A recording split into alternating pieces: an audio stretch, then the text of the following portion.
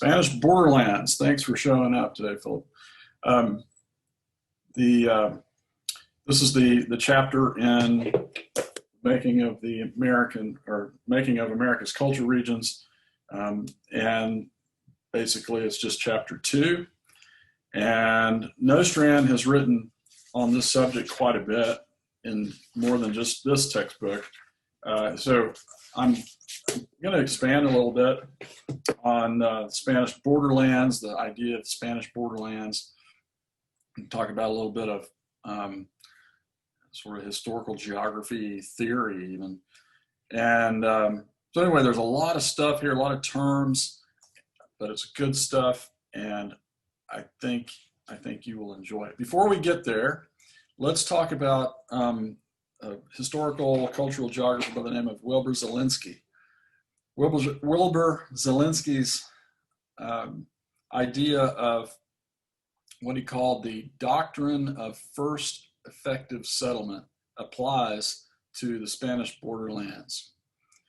And you can read what this says. Basically, and this idea, it sounds like a law of science or something, but it's just an idea that Zielinski had that might have some relevance here. So whenever an empty territory undergoes settlement or an earlier population, like American Indians, are dislodged by invaders, these specific characteristics of the first group able to effect a viable, self-perpetuating society are of crucial significance for the later social and cultural geography of the area, no matter how tiny the initial band of settlers may have been.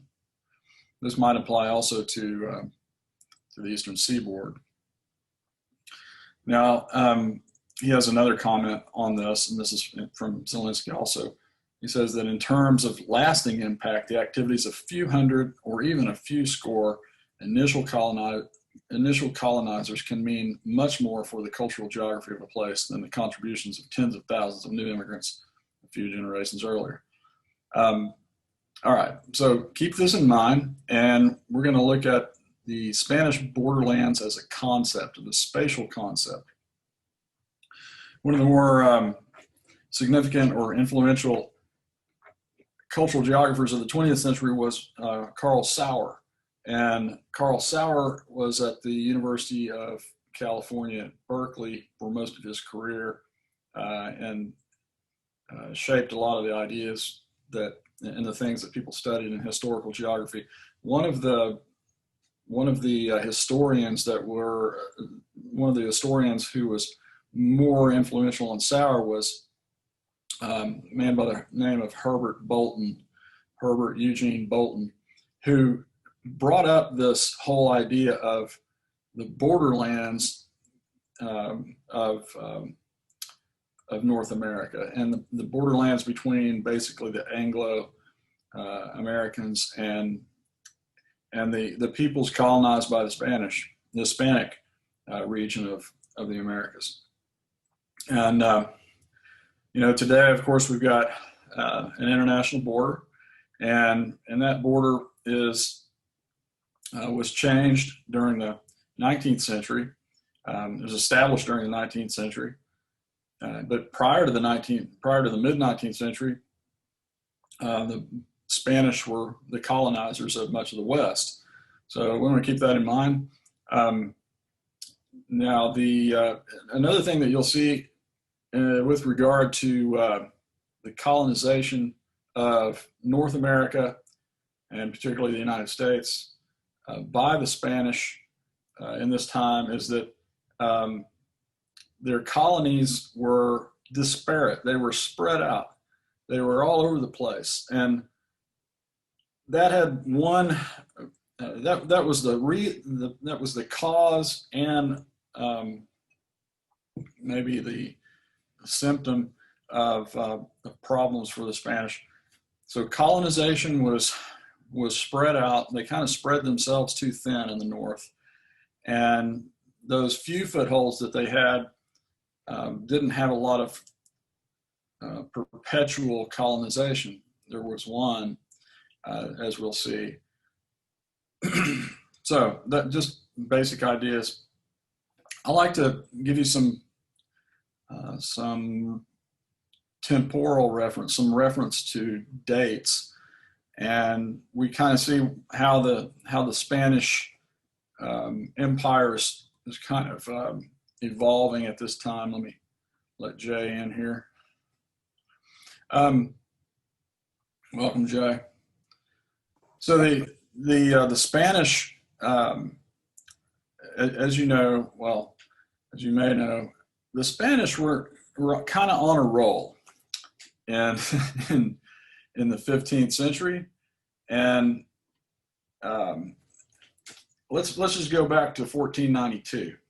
You all know what happened in 1492, right? Columbus sails, and we associate in the United States and in the Western Hemisphere, we associate Columbus in 1492, right? But what was the more significant, at least at the time, what was the more significant event that was taking place in Spain in 1492? Anybody help me?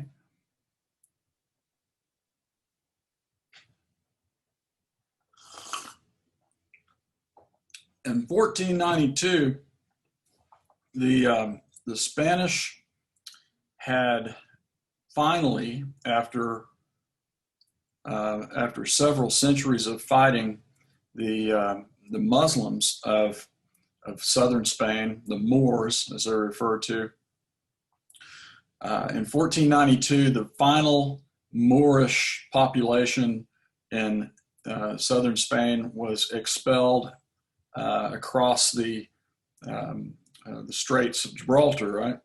And so that was a significant event in 1492. Basically, Spain had been completely reconquered. This event is called the Reconquista, the reconquest of Spain. The Muslims from North Africa had colonized and made a significant presence in Spain, and this is, a large part of Spain, basically a little more than half of Spain, mostly in the southern part, and the Muslim heritage of Spain is still evident in its landscape.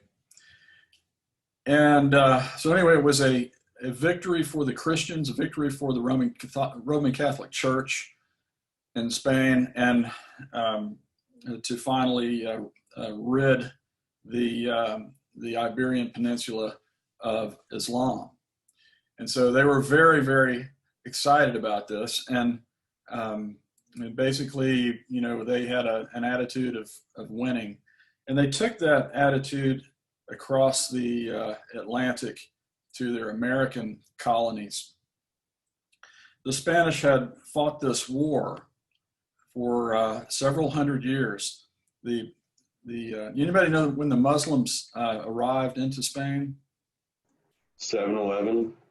Yeah, it was in the early 8th century, and so you've got 700 years basically, almost 800 years, right, of Muslim residency in Spain. And so the reconquest required some organization, and at this time the various families and kingdoms of Spain had joined together to eventually expel the Muslims. So anyway, the kingdom of Castile and Aragon had, of course, become rather powerful, and they began to exert their militaristic Roman-inspired power to the rest of the world.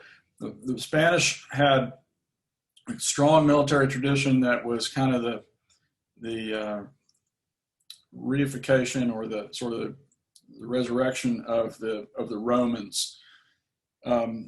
They were going from that Roman tradition, and you'll see a lot of parallels between the Roman settlements and Spanish settlements. There's a lot of roads, for example. There are royal roads throughout the Spanish colonies. They use the gridiron system. I'll talk a little bit about all that. Well, going back to our initial discussion, in the initial area of contact for the Spanish, and an initial focus was the Caribbean islands.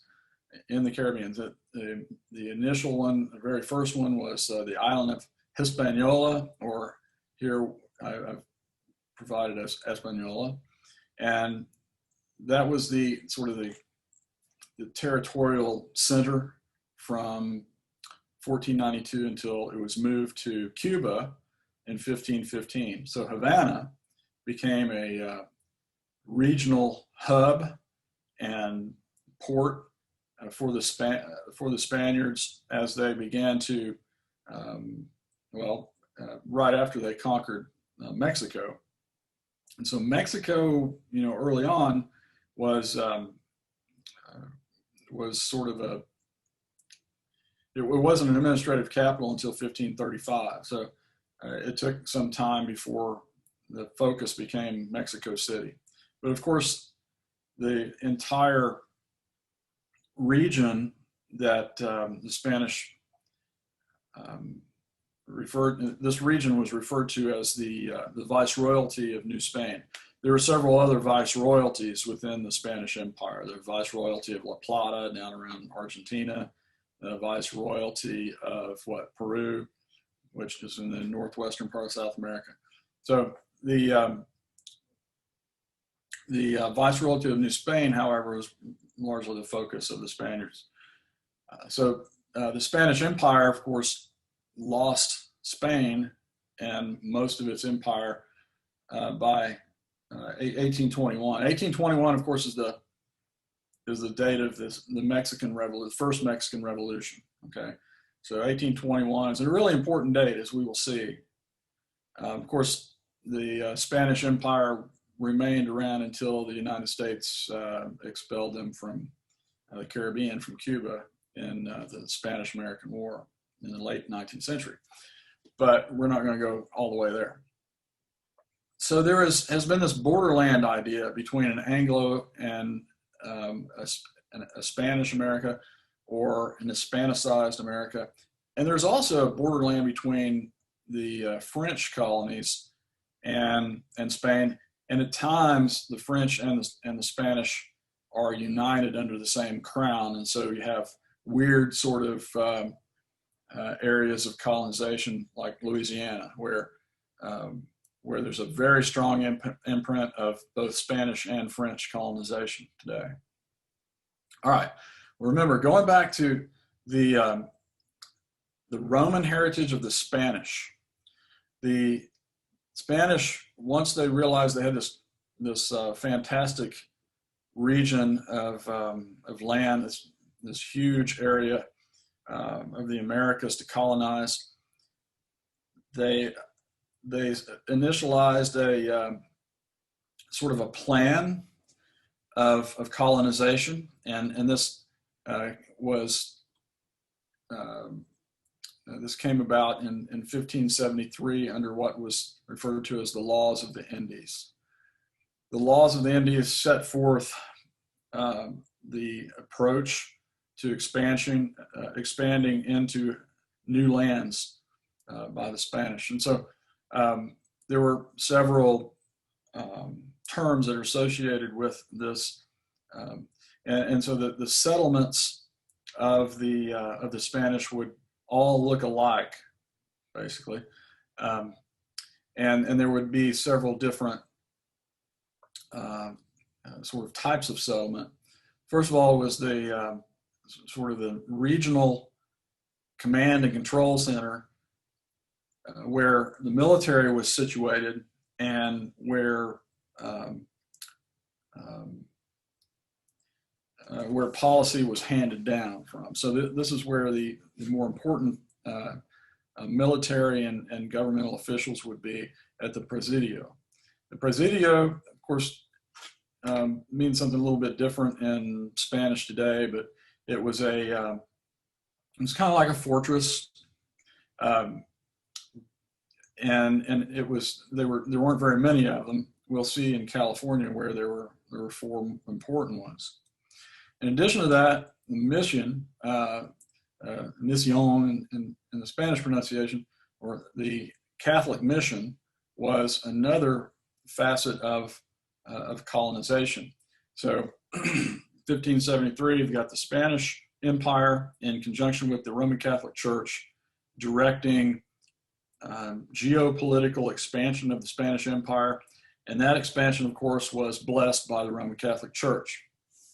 And so the Spanish Empire had the obligation of bringing indigenous peoples, those newly colonized peoples, into Christianity. So the missions allowed a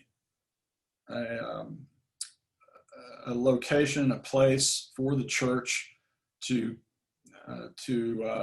draw in converts, to expand the reach of the church, and usually the mission itself was predominantly indigenous, predominantly Indian.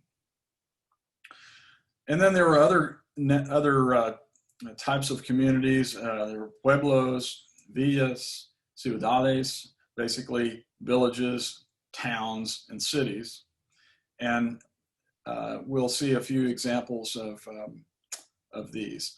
There are some more terms that you'll maybe run into are the term for pasture. Really, it's pasture land, not so much farm fields, but huertes, and that's just that's farms. I'm sorry, farms. The dehesa is sort of pastoral land or grasslands, basically.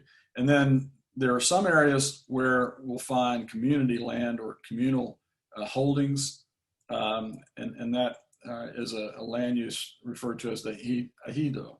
So ejidos, huertes, dehesas, those are land use types in the colonial areas of New Spain. All right, now here's one of my infamous note cards, and I've tried to give you a little bit of, let me try to explain through this so you have an idea of what I'm talking about here. We've talked already about the imperial triad, the three facets of Spanish colonization: the mission, the presidio, and the various civil communities. And this was part of that laws of, that approach to colonization, very centralized approach, right? So the Spanish were the most centralized of all the European colonizers in North America. They were very systematic, lots of paperwork, lots of officialdom. And so anyway, the Roman Catholic missions were manned by several Roman Catholic orders, and those Roman Catholic orders had they're kind of like had their own culture. The Jesuits, or the Society of Jesus, were sort of the Marine Corps of the Roman Catholic Church. They were the ones who went into sort of the more dangerous places, and they were the ones who usually stayed, for the long term, regardless of the indigenous people's attitude toward the church. Jesuits, of course, would, due to maybe some politics, the Jesuits were actually kicked out of North America or they were withdrawn due to some issues in Mexico later on. Another group of friars, or another Roman Catholic order that is pretty common, were the Franciscans.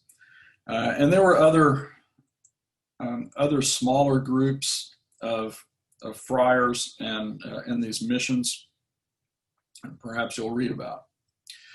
Well, what was the purpose of the mission? The purpose of the mission was to Christianize the native peoples, to bring Christianity, Roman Catholic Christianity, to the indigenous peoples, and to baptize the indigenous peoples, and to get the indigenous peoples practicing a form of Catholicism, a form of Christianity that was acceptable by the Roman Catholic Church. Okay, now that meant, and you probably know this, the Roman Catholic Church is, when it's expanding out to different peoples, who, uncontacted non-Christians, many times the pre-Christian or pagan types of religious practices, sometimes those are, as long as they don't conflict directly with the liturgy of the Roman Catholic Church, or they don't contradict something about it, they are typically tolerated, or at least they were typically tolerated. And what that meant was that a lot of native peoples were able to retain their pre-Christian beliefs, and particularly their symbols and their artwork, and some of the beliefs were incorporated into the church. And probably the best example of that, of course, is what? Somebody help me out.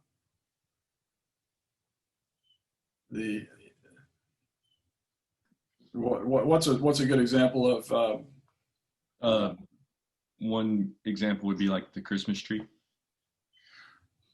Well, I'm talking about like a incorporation of indigenous native identity within the Roman Catholic Church itself.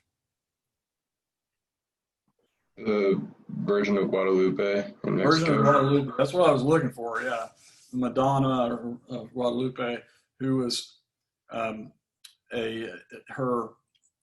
Virgin of Guadalupe is sort of a Native American version of Mary, of the Mother of Christ. So a lot of that was the idea, or the apparitions, right, of the Virgin of Guadalupe helped the Roman Catholic Church expand in Mexico.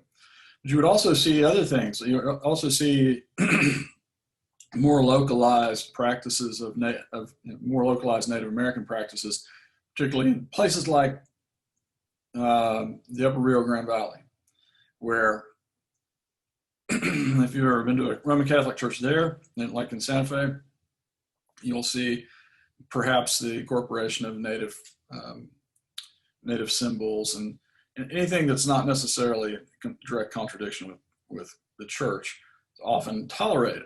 Okay, this is very different from most Protestant traditions, and that will be a big difference between the Spanish and the Anglos and the English. All right, so moving on. The Roman Catholic Church is the expansion of Christianity is one of those obligations that the Spanish Empire has as it's colonizing. So the approach is they establish missions among the native peoples, and then eventually those native peoples the idea was that eventually those native peoples would be educated within the church enough that they might become clergy themselves. So white Spaniards were initially the clergy in the missions, and later on native peoples would sort of graduate up to that level. That was the idea.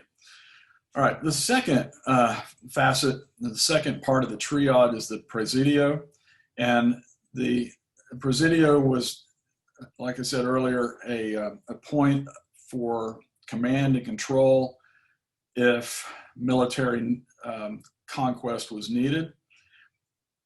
Spanish military forces and armament and weaponry were kept at the presidio, and so they were controlled, and they weren't allowed to be lost.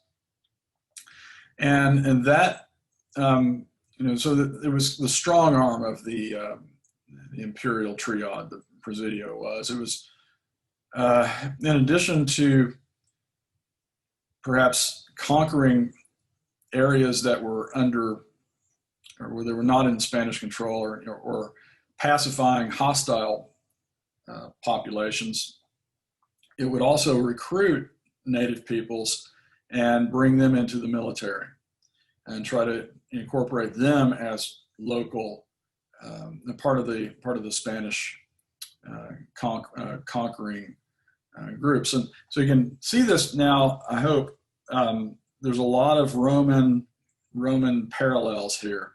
The Romans, of course, would go into an area and then incorporate the locals into the Roman imperial system. So there weren't always foreigners who were meeting out the policies of the empire. So eventually, the Presidio would also provide some legal authority or secular authority over the civil governments of the civil communities. So let's look at those. So the civil communities were what were to evolve after the native peoples were pacified, where it was, when it was peaceful, and when the Roman Catholic Church began to expand. So civil communities were established eventually, and that was the primary goal of the whole colonization system, was to allow villages to grow, and also to try to attract more nomadic groups of people and native peoples who were not used to being sedentary, not living in sedentary communities, to bring them into a way of life where they were sedentary, because sedentary people are a lot easier to manage and to control than roaming nomadic peoples. And of course, the Spanish would have a heck of a time with the Apaches. The Apaches were very mobile and not easily pacified, like the groups in California, for example, or even in East Texas, the Caddoan groups in East Texas. So the transformation of the mission to an agricultural community was the goal. And if they were in an area of agricultural production, then agriculture would also support would support both the mission and the Presidio. So that was sort of the idea. The only place where that really actually came to fruition was in Southern California, or actually across Spanish California. And Spanish California was a very short-lived experiment. Okay, so eventually the purpose of the system of the Spanish imperial triad was to ensure Spanish claim over a region. And there was some success in California and certainly the American Southwest, particularly around the upper Rio Grande Valley. And there were, that required sort of two nodes of operation. Actually, these were kind of, these were largely chronological. So the first one, and I've tried to put this on the right to kind of symbolize the East on a map. Havana in Cuba was the early capital for the Spanish when they were in what is today the southeastern United States, basically Florida and along the Atlantic coast into South Carolina, and then also a little bit into the Gulf Coast. But as you recall, Havana was only the capital of the Viceroyalty until 1535. And after 1535, Mexico City is the capital, and it is the point from which colonization would expand into New Mexico first, and then the area of what we call today southern Arizona around the Gila River. And this is a region that we will call Pimeria Alta, or the upper Pima country, named for the Pima Indians. And then, of course, the province of Tejas, which we call Texas, and then Alta California, or Upper California, as opposed to Baja California. So Upper California, when I refer to California today, it'll be Upper California. So those are later colonization efforts, and they are, some are successful and some aren't. Texas has is a really good example of, there are parts of Texas where the Spanish were very successful and other parts where they were not. With regard to Florida, what we mean by Florida here is not just the present day state of Florida, but it is essentially the entire Gulf Coast to Texas, and really the entire Gulf Coast to about South Texas. So actually later on it would stop at Louisiana, but Florida, if you can think of the Florida Panhandle and also North Florida, those were the areas where the Spanish were active for quite a long time, but never very successfully. All right, let's move on. There are 4 important land tenure systems, and I'll certainly ask you about these on quizzes or exams.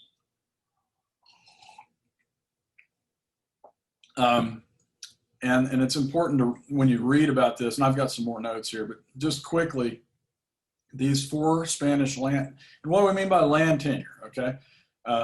Land tenure is a term that usually refers to things like the survey of land and the ownership of land, and perhaps maybe the purpose, the productivity of the land, the type of land that you have. So under the laws of the Indies, the Spanish had a number of these different schemes or different approaches to land tenure.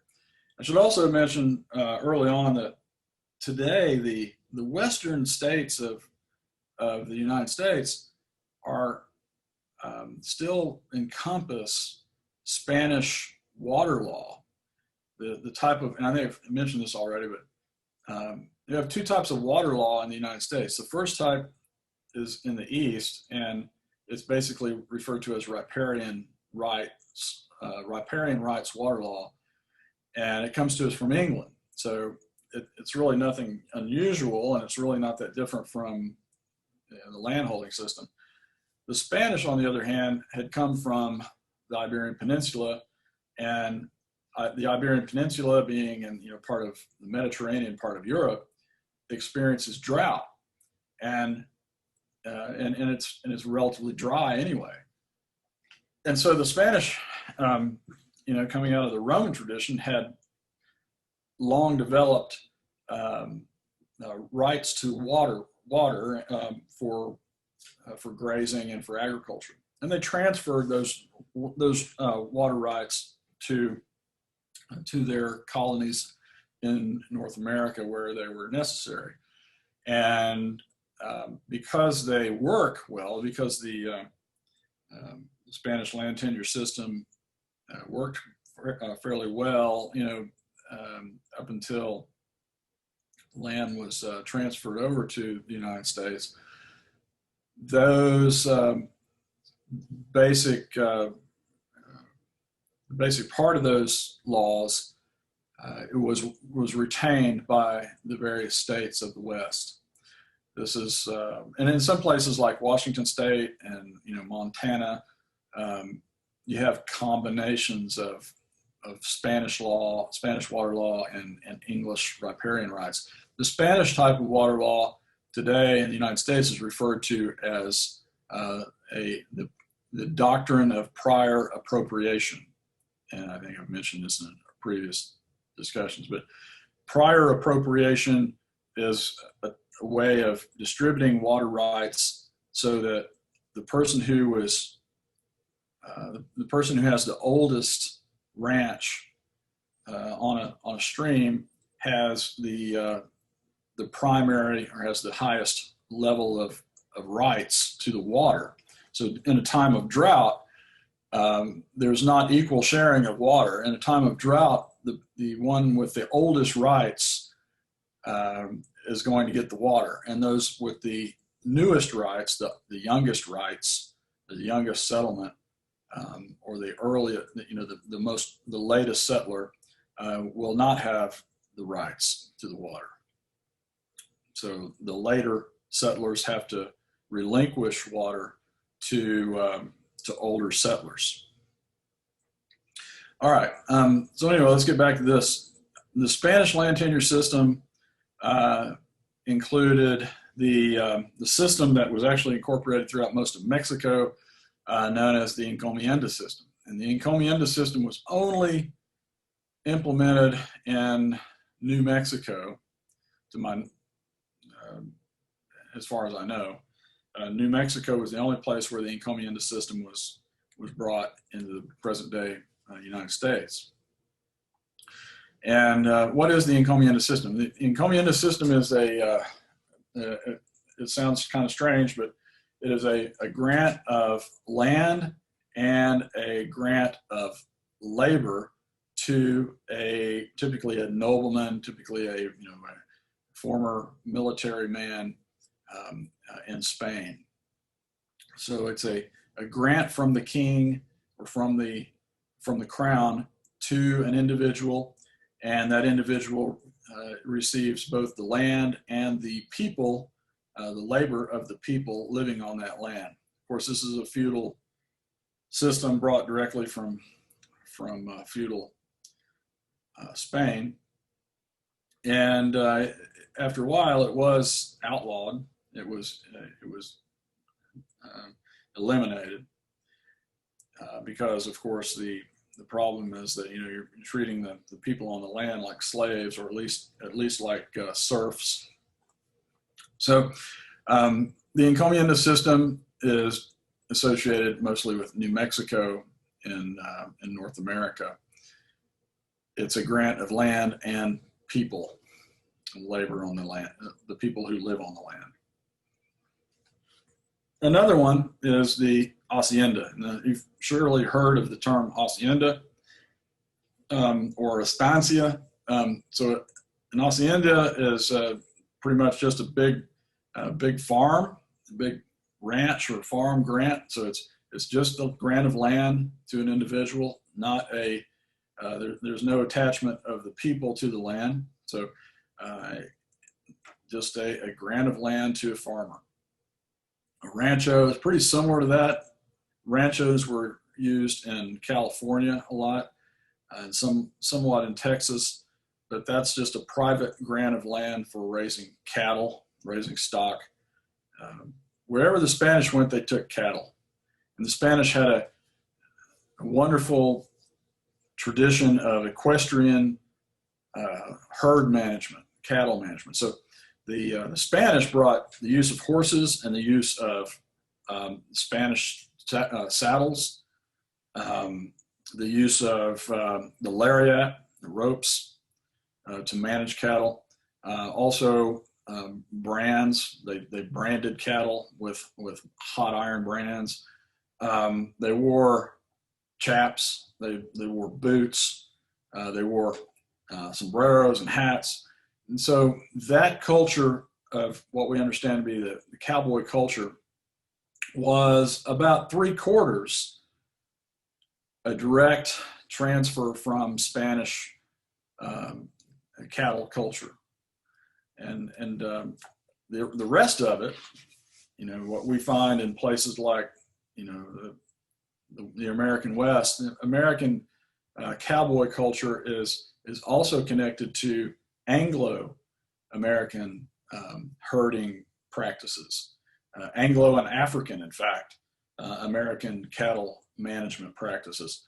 So the North American cowboy and cowboy culture is very much a hybrid, very much a mix of Spanish, Mexican, as well as African and Anglo-American cattle herding culture. And there may even be some French inputs there a little bit, but we know that the Spanish and the Mexican herd cultures had very strong influence on the American cowboy. All right, so let's talk a little bit about these different land tenure systems in a little bit more depth. The encomienda system is literally an entrustment to usually a retired military man or some aristocrat, and the entrustment included that population of native peoples on the land. In Mexico, these were mostly, these were distributed to plantation owners, so plantations for producing sugar mainly. In other parts of Mexico and Peru, the encomienda system was used to mine silver and gold. And in Peru, you had some of the worst atrocities in terms of subjugating people to slavery in mining. The encomienda system was eventually criticized by the Roman Catholic Church, and you may be familiar with the main critic, Bartolome de las Casas, who was a very vocal Catholic priest, who said this was, we have no reason, we have no right to sign off on the Spanish government's enslavement and exploitation of people. So the Roman Catholic Church was pretty much the #1 human rights organization at this time. So eventually they were able to eliminate the encomienda system altogether. And like I said, the only place it was ever incorporated was in New Mexico, and it was very early. And if you know, Santa Fe, New Mexico its official colonization date by the Spanish is 1598.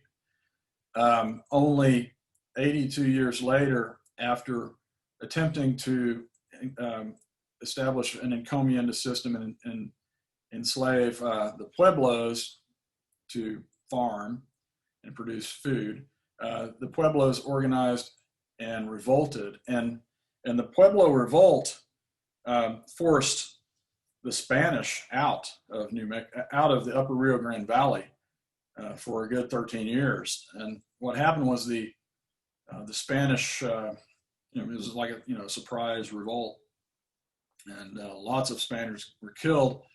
And the Spanish basically took off to the south and sought refuge. Basically, they holed up in what is today El Paso. They were in El Paso long enough till they got reinforcements, and they marched north, and they reconquered through a reconquista. They reconquered the Upper Rio Grande Valley from the Pueblos. So the Spanish reconquest of the Upper Rio Grande Valley was 1693. Kind of interesting there, 200 years after the reconquista. Anyway, that's the encomienda, and it's a not so significant history in North America. Haciendas and estancias, again, were private land grants, mostly for stock raising, and those were used mostly in New Mexico, stock raising and farming in New Mexico. There are two areas, by the way, in New Mexico that we can refer to, and Dr. Nostrand refers to these in the textbook, of course. Rio Arriba and Rio Abajo. And Rio Arriba is the upstream area of the Rio Grande Valley. The upstream area is the area around Santa Fe, Taos, the area that is higher elevation, has better precipitation, and is more moderate in temperature throughout the year. Actually, it gets pretty cold in the wintertime, but in the summertime, the upstream Rio Arriba country is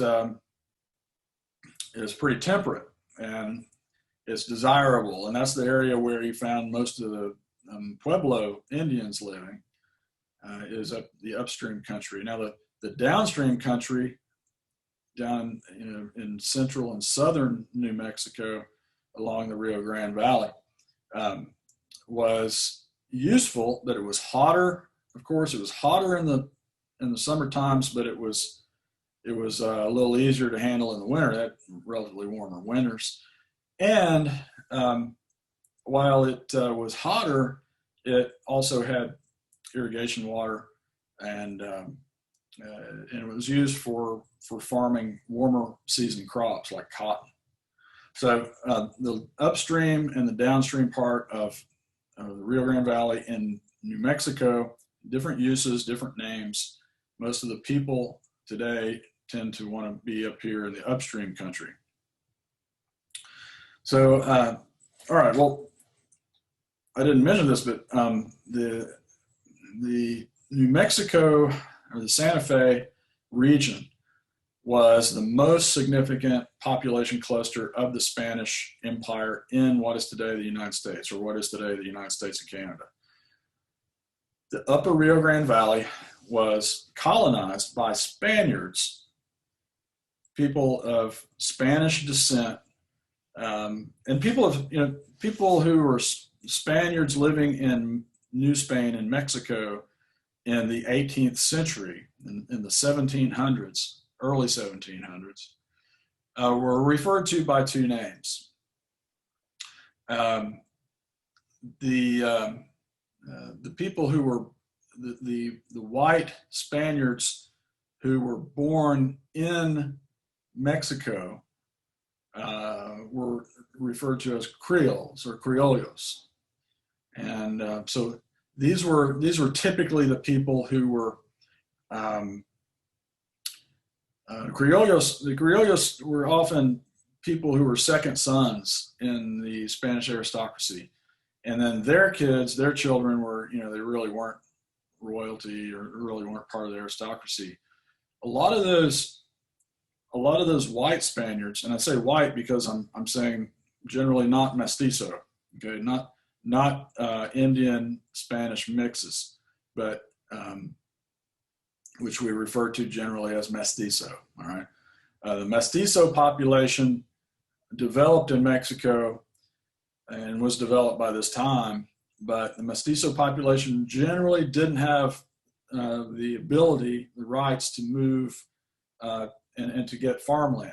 So it was the white Spanish families, generally not aristocratic families, but they were the ones who were able to gain land grants for new areas like the upper Rio Grande Valley. And so the Spanish government allowed these Spanish families to migrate in the early 1700s up to the Rio Grande Valley, and they established their haciendas, and they received estancias, they received ranches, they received, in some early cases, of course, they received encomiendas, but mostly just land grants for raising crops and raising livestock, sheep especially. Sheep were an important, and wool was an important commodity. So these were largely sheep herders up in New Mexico.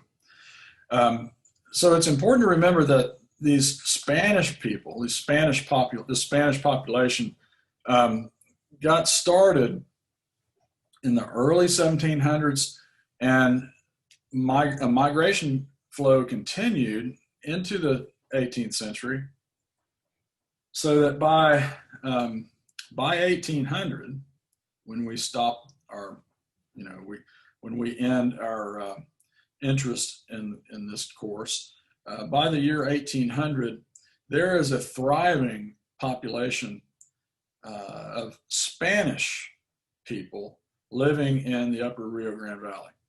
And it's important to remember that these people did intermarry somewhat with native peoples, but they were not intermarrying with people in southern Mexico or in the Valley of Mexico as the mestizo population developed. They intermarried somewhat with the local native peoples, some the Pueblos and even Comanches and Apaches, lot of those people were brought in as servants. So you have the incorporation of a native element in the Spanish New Mexico population. But some of the really interesting things about the Hispano culture region, as Dr. Nostrand refers to it, the Hispano culture region of New Mexico is an area that incorporates or an area that holds on to names that you really don't hear very much in Mexico. These are Spanish surnames that are, they got established early on, and they've grown. And also the New Mexico versions of Spanish, for those people who still speak Spanish in New Mexico, is relatively archaic. So it sounds different. It sounds more Castilian, I guess. It's very different from Mexican Spanish, which you're probably more familiar with if you've taken Spanish. You probably have learned Mexican pronunciations, but the Spanish language and the Spanish surnames still remain, and of course the Spanish folk architecture, which is what you'll see in John Cross's reading. All right, so ranchos, those are land grants for cattle raising entirely within California, and they were kind of late. They were coming after the independence, Mexican independence in 1821. So they're really not that significant to us, or at least to this class. And again, it was a very late approach in California.